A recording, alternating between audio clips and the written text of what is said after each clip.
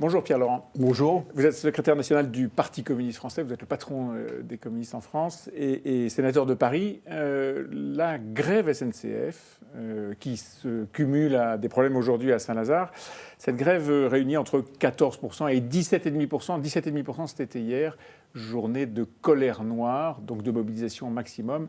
C'est pas énorme, c'est une mobilisation qui baisse régulièrement, et même journée de colère noire après journée de colère noire, il y a de moins en moins de grévistes. Est-ce qu'il faut arrêter la grève, comme disait Maurice Thorez lorsqu'il disait que l'essentiel avait été acquis, quand on avait obtenu satisfaction.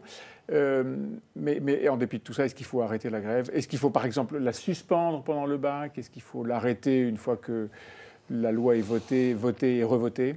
Je pense que ça, c'est les organisations syndicales qui le décident. Ce que je constate, c'est que on parle beaucoup du nombre de grévistes. C'est une des mesures du conflit. Et ce nombre de grévistes, au final, est resté très important pendant une longue période. Mais il ne l'est plus. Et puis, il y a eu un vote action organisé par les organisations syndicales où 90 000 cheminots se sont prononcés de manière écrasante contre la réforme. Donc c'est une réforme qui n'est pas acceptée par les cheminots. Alors le gouvernement a décidé de l'imposer, et le Parlement, droite et En Marche réunis, de l'imposer en force à l'Assemblée nationale. Entre 60 et 80%. Et pour cause, puisque c'est une réforme de droite, donc la droite la vote avec facilité. Mais le résultat, c'est qu'on n'a réglé aucun des problèmes de la SNCF. On a ouvert le rail à la concurrence avec cette loi, on va dégrader le statut social des cheminots, mais tous les problèmes sont devant nous. On ne règle pas les problèmes d'investissement de la SNCF puisqu'on reprend la dette, mais on impose à la SNCF une règle d'or qui va l'empêcher d'investir à la hauteur des besoins. Les lignes secondaires restent menacées par le système qui est mis en place.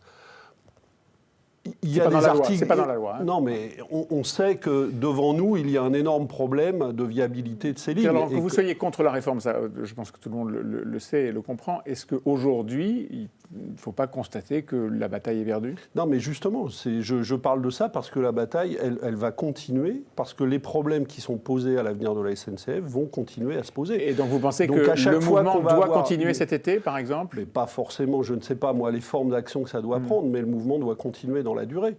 Les problèmes de la convention, de ce qui va remplacer la convention collective qui doit régler les problèmes du secteur au sens large, pas seulement la SNCF. N'est pas réglé. Donc dans quelles conditions sociales les cheminots et les salariés du ferroviaire vont travailler demain, nous ne le savons pas à cette heure-là, sauf que évidemment le risque d'une dégradation existe. Alors que c'est un statut qui protège aussi la sécurité du transport. Ouais. Les problèmes d'investissement ne sont pas réglés, les problèmes d'avenir du réseau, de relance du fret, tout ça, rien n'est réglé. Donc la bataille va continuer. Face à tous ces sujets, aujourd'hui, l'opinion publique est majoritairement en soutien de la réforme et semble supporter de plus en plus mal la gêne occasionnée par les grèves. Est-ce que ma question, c'est est-ce que par exemple, pendant le baccalauréat, comme un syndicat, la CFDT en particulier, l'a proposé, est-ce qu'il faut suspendre cette grève? Mais je pense que les cheminots ont décidé de maintenir le jour de grève qui intervient ce jour-là. Donc il y aura des perturbations ce jour-là du même ordre que celles qui existent en... C'est très citoyen, ça? C'est très solidaire de ceux qui passent le bac? Ce qui est peut-être pas très citoyen non plus, c'est que le gouvernement ait persisté à imposer la réforme sans ouvrir de véritables négociations sur son contenu. Sur un tout autre sujet, mais c'est l'actualité en ce moment, Aéroport de Paris, Engie, Françoise Desjeux, le mouvement de privatisation est relancé. La dernière fois que les privatisations avaient été à cette hauteur-là, c'était pendant le gouvernement de Lionel Jospin, et puis c'est moins passé de privatisation depuis. Là, le gouvernement privatise pour abonder un fonds d'innovation et pour désendetter l'État. Bonne mesure? Très mauvaise mesure, dans les trois cas d'ailleurs, puisqu'il y a trois entreprises qui sont visées. Aéroport de Paris, c'est une privatisation qui est à l'inverse de nos besoins. Nous avons des gros besoins d'aménagement du territoire. Je pense que, d'une manière générale, céder la maîtrise publique des plateformes aéroportuaires est une très mauvaise idée. Durée limitée, c'est une sorte de concession pour 70 ans. Oui, d'accord, mais on sait, par exemple, on a cédé les concessions des autoroutes. On sait que ça rapporte beaucoup d'argent aux entreprises à qui on a cédé ces concessions. Différent.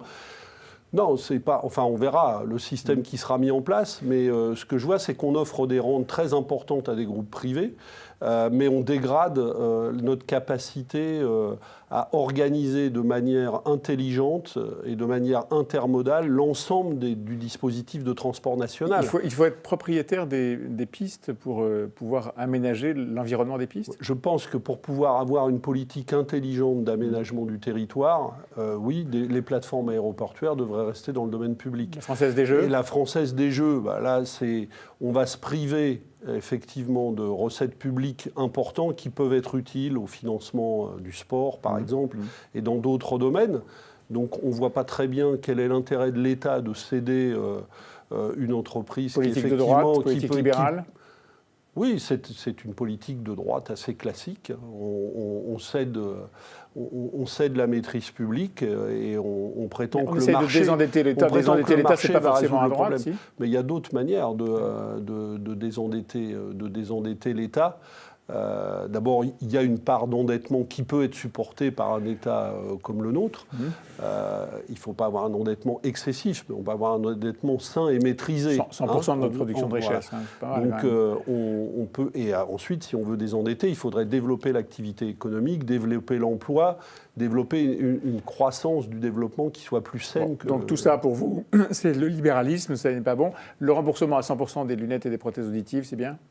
C'est un progrès, effectivement, mais là aussi, il risque d'y avoir un gros problème de financement, parce que si on fait supporter ça uniquement aux mutuelles et aux complémentaires, évidemment, c'est pas la bonne voie. On a un taux de remboursement, d'une manière générale, qui s'est beaucoup dégradé, taux de remboursement par le régime général.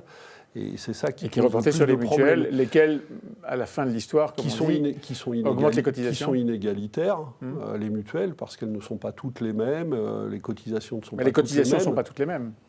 Oui, mais elles ne sont pas... Justement, c'est-à-dire qu'on a un système dont l'égalité se dégrade. Et donc, il faudrait augmenter... Moi, je crois qu'il faut augmenter la part du financement... public, de la sécurité sociale. Du financement par les cotisations, du financement par les cotisations, de l'ensemble du système de protection sociale. Et c'est vrai dans ce domaine-là, comme dans d'autres. Par exemple, dans le domaine de la dépendance, on voit bien avec le scandale qui a éclaté de la situation des EHPAD qu'il faut bien inventer un nouvel étage de la sécurité. Risque, comme on dit. Un nouvel étage de la sécurité sociale. Et que si on ne le fait pas, on va continuer à couvrir ce champ-là avec des systèmes privés extrêmement inégalitaires en termes d'accès de la population. Vous avez lancé les premiers, je veux dire les communistes ont lancé les premiers, la bataille des européennes. Vous avez commencé à désigner ce qui pourrait ressembler à une liste européenne avec une tête de liste qui est Yann Brossat, qui est un des adjoints d'Anne Hidalgo à la mairie de Paris. Pourquoi si tôt ? Parce que la bataille, elle a déjà commencé. On voit bien que chacun essaye, et en particulier Emmanuel Macron, de se positionner dans cette bataille européenne. Les problèmes européens sont très présents, sont quotidiennement présents dans la vie quotidienne du pays. Avec l'affaire de l'Aquarius, par exemple. Avec l'affaire de l'Aquarius sur les migrants, mais on le voit dans le domaine de l'agriculture, avec la réforme de la PAC, et dans beaucoup d'autres domaines.